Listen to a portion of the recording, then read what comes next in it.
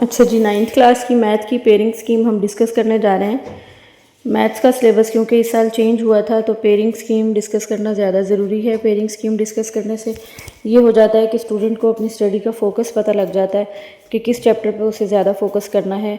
Book में जैसे 13 chapter हैं और 13 में से 8 चैप्टर जो है वो पूरे सिलेबस में से एक्सक्लूड किया गया है। वो ALP जो स्मार्ट सिलेबस है उसके मुताबिक 8 चैप्टर में से कुछ भी नहीं आएगा, तो उस पर हम फोकस ही नहीं करेंगे।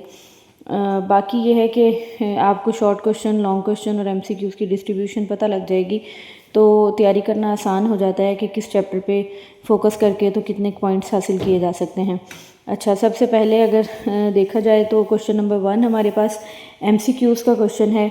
टोटल 15 MCQs आते हैं और हर MCQs का 1 नंबर होता है और 15 नंबर का ही ये हमारे पास क्वेश्चन नंबर 1 होता है। MCQs अगर देखा जाए कि किस चैप्टर से कितने आने हैं, तो उसके लिए एक इम्पॉर्टेंट बात यह है कि MCQs कभी भी रिव्यू एक्सरसाइज के अलावा नहीं आते होते। जितने भी MCQs हैं वो सारे के सारे होपफुली रिव्यू एक्सरसाइज में से ही आते हैं।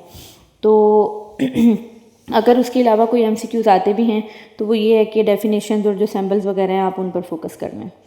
जी, चैप्टर नंबर 1 से 1 MCQ आएगा, 2 से 1 MCQ आएगा, चैप्टर नंबर 3 से 2 MCQs आएंगे, चैप्टर नंबर 4 से 2 MCQs आएंगे, चैप्टर नंबर 5 से 1, 6 से 2, 7 से 1 और इसी तरह 9 से लेकर 13 तक ऑनवर्ड सब चैप्टर्स में से एक एक MCQs आएंगे और इस तरह टोटल हमारे पास 15 MCQs पूरे हो जाएंगे। अब आते हैं शॉर्ट क्वेश्चंस की तरफ। तो शॉर्ट क्वेश्चन जो है वो 3 पोर्शंस में होगा हमारे पास, एक पार्ट, दूसरा पार्ट और तीसरा पार्ट, जिसमें आपको टोटल 9 क्वेश्चंस दिए हुए होंगे और जिसमें से 6 क्वेश्चंस आपने अटैम्प्ट करने होंगे। इसी तरह 12-12 नंबर के ये तीनों पोर्शन आपके पास हो जाएंगे और कुल मिला के 36 मार्क्स इसके हो जाएंगे। जी, क्वेश्चन नंबर 2 पे अगर हम आएँ तो क्वेश्चन नंबर 2 आपका बनेगा चैप्टर नंबर 1 से लेकर 5 तक। चैप्टर नंबर 1 से 5 तक इसमें क्वेश्चंस किस तरह आएंगे। चैप्टर नंबर 1 से आपके पास 2 शॉर्ट क्वेश्चंस आएंगे, चैप्टर नंबर 2 से आपके पास 2, चैप्टर नंबर 3 से आपके पास 2 शॉर्ट क्वेश्चंस, 4 से भी 2 और चैप्टर नंबर 5 से 1 शॉर्ट क्वेश्चन आएंगे। तो इसका मतलब ये है कि शॉर्ट क्वेश्चंस पूरे करने के लिए अगर आप पहले 3 या 4 चैप्टर्स अच्छे से कर लेते हैं तो भी आपके 6 शॉर्ट क्वेश्चंस आराम से पूरे हो जाते हैं। तो आप जो है ना इसी हिसाब से अपनी तैयारी रखेंगे। अब अगले अगर चैप्टर क्वेश्चन पर आएँ, क्वेश्चन नंबर 3 ये शॉर्ट क्वेश्चन का दूसरा पार्ट है। क्वेश्चन नंबर 3 ये चैप्टर नंबर 6, 7, 9 और 10 से बनेगा, 6, 7, 9 और 10 से। अब इसमें 8 में से तो जाहिर है हमें पता है कि कोई शॉर्ट क्वेश्चन नहीं आना। बाकी जो हमारे पास 6, 7, 9 और 10 चैप्टर्स बचते हैं उनमें से आप देख लें कि किस हिसाब से शॉर्ट क्वेश्चन आएंगे। चैप्टर नंबर 6 से 3 शॉर्ट क्वेश्चन, चैप्टर नंबर 7 से 3 शॉर्ट क्वेश्चन और चैप्टर नंबर 9 सॉरी 10 इसमें ऐड नहीं है, 10 नीचे वाले पोर्शन में आएगा। तीनों चैप्टर से 3-3 शॉर्ट क्वेश्चन आएंगे और 6 आपने पूरे करने होंगे। नेक्स्ट जो शॉर्ट क्वेश्चन का पोर्शन है वो बनेगा चैप्टर नंबर 10, 11, 12 और 13 से, और आप देख सकते हैं कि 10 और 11 से 2-2 शॉर्ट क्वेश्चन, चैप्टर नंबर 12 से 3 शॉर्ट क्वेश्चन और चैप्टर नंबर 13 से 2 शॉर्ट क्वेश्चन आएंगे। इसमें भी आपको 6 क्वेश्चन पूरे करने हैं। आप अपनी आसानी के मुताबिक देख सकते हैं कि किन चैप्टर्स पे ज़्यादा फोकस करके आप अपने 6 क्वेश्चंस पूरे कर सकते हैं। अच्छा जी, अब आते हैं लॉन्ग क्वेश्चंस की तरफ। तो लॉन्ग क्वेश्चन का क्राइटेरिया भी थोड़ा सा डिफरेंट है इस मरतबा कि आपको लॉन्ग क्वेश्चंस के 2 पार्ट्स दिए हुए होंगे। पहले पार्ट में टोटल आपको 3 क्वेश्चन दिए हुए हैं, क्वेश्चन नंबर 5, 6 और 7, ये 3 लॉन्ग क्वेश्चन दिए हुए हैं, जिसमें से आपको 2 क्वेश्चन अटैम्प्ट करने होंगे इन 3 में से, ठीक है। और अगर अगले पार्ट की बात की जाए तो अगले पार्ट में आपको 2 लॉन्ग क्वेश्चन दिए हुए होंगे और उन 2 में से आपको कोई सा एक लॉन्ग क्वेश्चन अटैम्प्ट करना होगा, ठीक है। इस तरह आपके कुल मिला के 2 पहले पोर्शन से और एक अगले पोर्शन से आपके 3 लॉन्ग क्वेश्चन पूरे हो जाएंगे।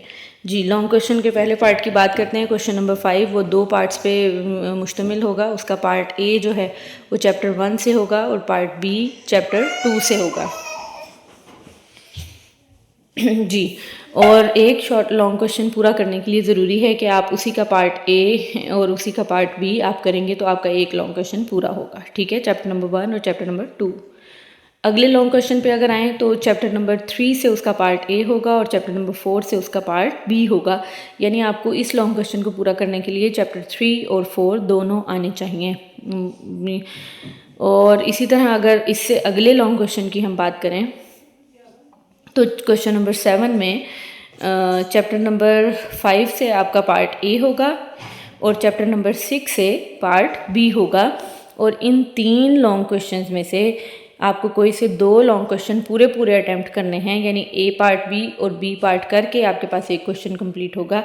जिस क्वेश्चन का आप ए पार्ट करेंगे उसी क्वेश्चन का बी पार्ट करना होगा, ठीक है। ये एक बहुत इंपॉर्टेंट चीज़ थी। अब इसमें आप अपना फोकस देख लें कि कोई से 4 चैप्टर पेयर में, जिस तरह 1 के साथ 2 है, 3 के साथ 4 है और 5 के साथ 6 है चैप्टर, तो आपको जो पेयर ज़्यादा इजी लगते हैं आप उन्हीं पर फोकस करें, और जो आपको चैप्टर ज़रा मुश्किल लगता है आप उसको स्किप कर सकते हैं लॉन्ग क्वेश्चंस के लिए। शॉर्ट के लिए तो जाहिर है आपको वो अपनी अलग से तैयारी देखनी है। अच्छा जी, इसके बाद आती है क्वेश्चन नंबर 8 की बारी। तो क्वेश्चन नंबर 8 के भी इसी तरह से 2 पार्ट्स होंगे, पार्ट ए और पार्ट बी। और इसमें जो है डिस्ट्रीब्यूशन कुछ इस तरह से है कि जो पार्ट ए है वो आपको आएगा चैप्टर नंबर, इस क्वेश्चन का पार्ट ए आएगा चैप्टर नंबर आई थिंक 7 से और 10 से, ठीक है।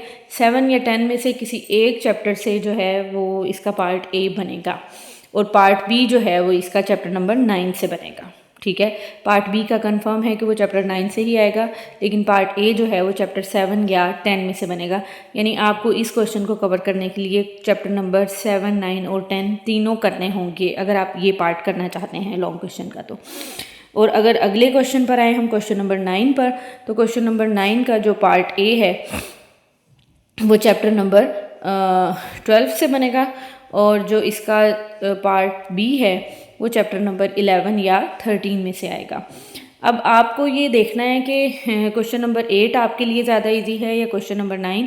क्वेश्चन नंबर 8 को कवर करने के लिए आपको चैप्टर 7, 9 और 10 आने चाहिए, और क्वेश्चन नंबर 9 को कवर करने के लिए आपको चैप्टर 11, 12 और 13 आने चाहिए।